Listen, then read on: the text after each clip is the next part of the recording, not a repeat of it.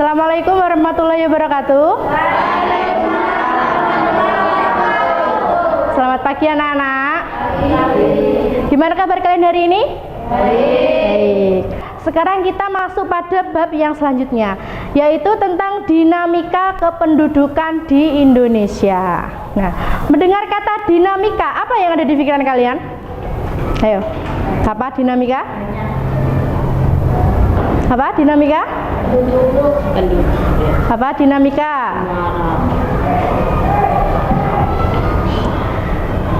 Dinamika penduduk adalah perubahan keadaan penduduk. Perubahan tersebut dipengaruhi oleh beberapa hal, yaitu kelahiran, kematian, dan perpindahan.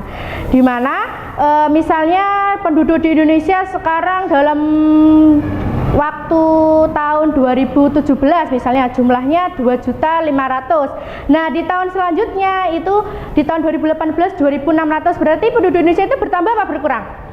Bertambah. Nah, yang mempengaruhi pertambahan penduduk itu dikatakan dengan angka kelahiran, dan yang mengurangi angka penduduk itu adalah kematian dan perpindahan. Jadi perpindahan penduduk itu misalnya perpindahan penduduk dari kota Surabaya ke kota Malang. Nah, itu dikatakan dengan migrasi. Nah, perpindahan penduduk ini juga mengakibatkan perubahan. Nah, perubahan penduduk inilah yang dikatakan dengan dinamika penduduk. Untuk mengetahui dinamika penduduk, yang pertama kita lakukan adalah mengetahui jumlah penduduk. Untuk mengetahui jumlah penduduk dalam suatu wilayah, biasanya dilakukan sensus penduduk, registrasi penduduk, dan survei penduduk.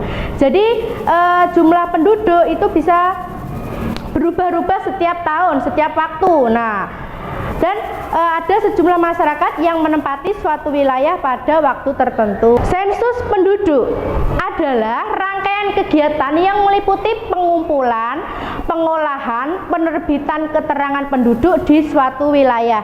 Terus selanjutnya, registrasi penduduk. Itu pencatatan mengenai data kependudukan yang dilaksanakan terus-menerus oleh pemerintah. Jadi ini hampir sama dengan sensus penduduk, tapi kalau registrasi penduduk itu dilakukan secara terus-menerus. Jadi mungkin dalam waktu 1 bulan, 2 bulan itu tetap meregistrasi orang-orang untuk mendata orang-orang. Misalnya mungkin dalam 1 bulan itu ada yang meninggal atau mungkin ada bayi lahir. Nah, jadi kalau registrasi itu dilakukannya secara terus menerus. Nah, terus yang terakhir ada survei penduduk. Survei penduduk adalah proses pengumpulan dan penyusunan data kependudukan untuk mendapatkan informasi berkaitan dengan permasalahan sosial maupun ekonomi. Terus yang selanjutnya, untuk mengetahui dinamika sosial yang kedua itu ada yang namanya persebaran penduduk.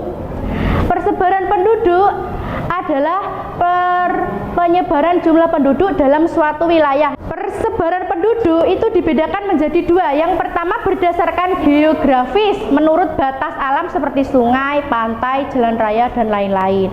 Jadi setiap daerah itu pasti memiliki letak geografis yang berbeda. Nah, jadi letak geografis yang berbeda itulah yang menyebabkan penyebaran penduduk itu tidak sama antara daerah satu dengan daerah yang lain. Dan yang kedua berdasarkan administrasi pemerintah menurut batas wilayahnya yang sudah ditetapkan negara, seperti contoh penduduk wilayah Surabaya, penduduk wilayah Kota Malang.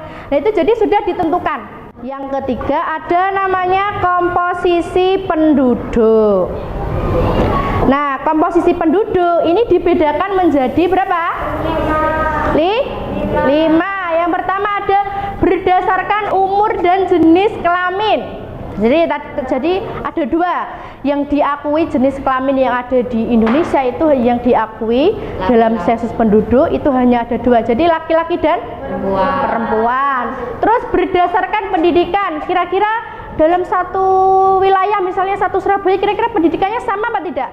Jadi setiap individu dalam suatu wilayah itu pasti memiliki pendidikan yang berbeda-beda. Nah, yang selanjutnya ada berdasarkan pekerjaan. Nah, kalau berdasarkan pekerjaan itu pasti sudah tentu berbeda.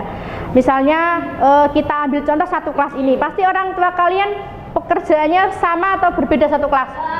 Berbeda. Mungkin ada yang guru, ada yang dokter, ada yang pedagang, ada yang pengusaha, ada yang petani, jadi berbeda. Nah, itu merupakan salah satu komposisi penduduk. Terus yang selanjutnya adalah berdasarkan agama. Nah, kira-kira satu Indonesia ini agamanya sama apa tidak? Berbeda. Berbeda. Jadi ada yang agamanya Islam, Hindu, Kristen, terus Katolik, Konghucu, dan lain-lain. Dan yang terakhir adalah berdasarkan tempat tinggal. Nah, kalau berdasarkan tempat tinggal, pasti dalam suatu wilayah itu juga berbeda tempat tinggalnya. Ada yang di kota, ada yang di desa, ada yang di dekat laut. Terus selanjutnya, komposisi penduduk berdasarkan kriteria tertentu. Nah, ini bisa dilihat gambarnya. Nah, jadi komposisi penduduk itu dilihat berdasarkan umur dan jenis kelamin. Ini jenis kelaminnya apa kira-kira? Laki-laki, kalau ini perempuan. Nah, terus komposisi penduduk ini juga dibagi menjadi 4. Yang pertama ada single age atau umur tunggal.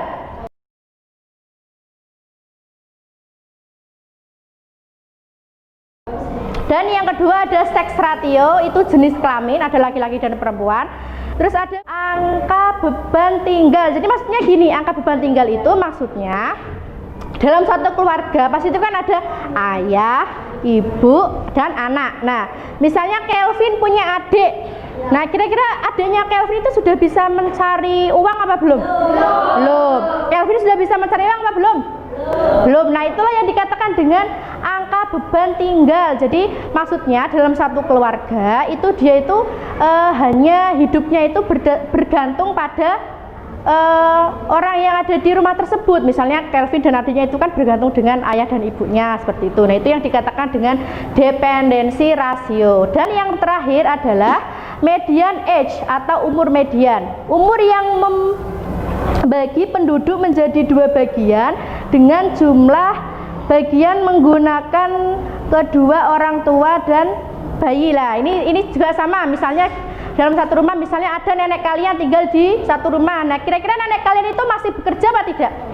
Tidak. Nah, itu juga merupakan angka beban rasio atau dikatakan dengan median age. Nah, selanjutnya ada pertumbuhan penduduk. Nah, pertumbuhan penduduk ini dikategorikan menjadi 3. Yang pertama, pertumbuhan penduduk alami, itu diperoleh dari selisih kelahiran dan kematian. Dalam satu wilayah, misalnya kita ambil wilayah di Malang. Misalnya ada anak umur bayi lahirnya sama, ada bayi lahirnya sama. Nah, bayi yang lahirnya sama ini tadi, yang satu di umur 20 dia sudah meninggal, dan yang satunya lagi di umur 40 dia baru meninggal.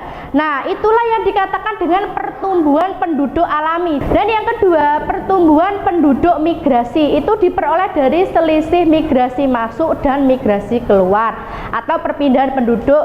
Misalnya Hasbi pindah ke Australia misalnya, atau mungkin pindah ke Sidoarjo. Nah, itu kan berarti kan mengalami perubahan penduduk. Jadi di tempat tinggal Hasbi yang baru itu berarti terdapat pertumbuhan penduduk dari migrasi itu tadi.